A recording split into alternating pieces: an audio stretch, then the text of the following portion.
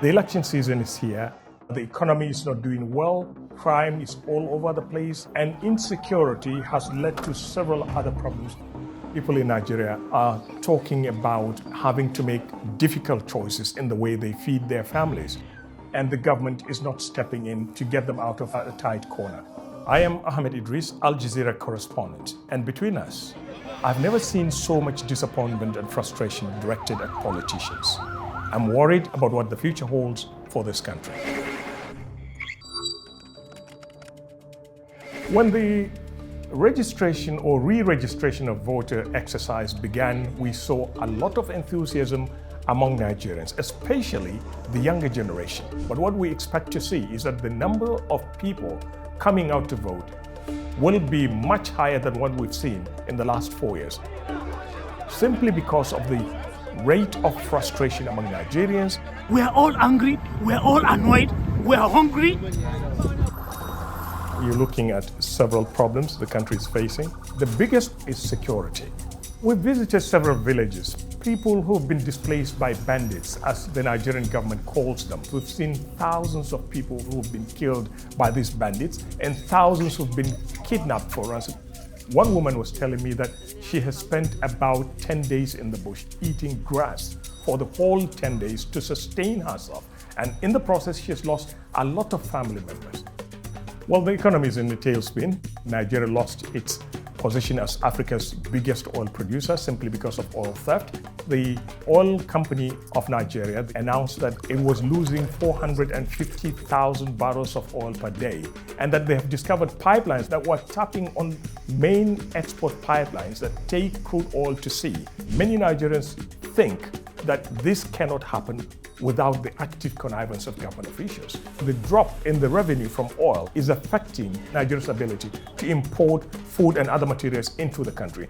The National Bureau of Statistics was talking about 20% inflation rate. Nigeria is currently struggling to pay its debt. Some people are cutting down on the number of meals they give to their families.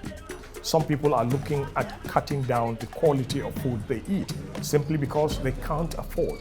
What I find interesting about this region is the resilience of people here. We went to one internally displaced persons camp in Maiduguri, and I was looking for water, and I was telling my colleague that I'm really, really hungry. Before I knew it, one of the displaced persons went into his tent, brought out some food, and offered me food, when he is, in fact, the person who needed it most. It was difficult for me.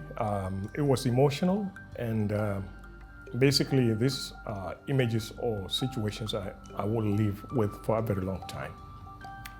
It's really humbling. We promise to live by our promises.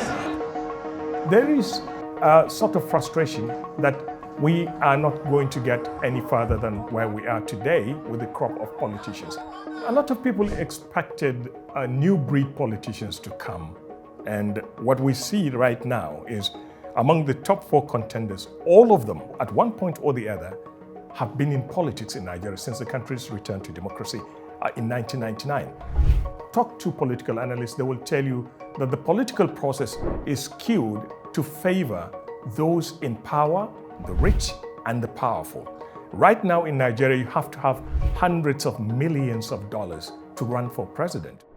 The problems are so great that to try to start addressing the basics will be so difficult for whoever is coming into office after President Muhammadu Buhari.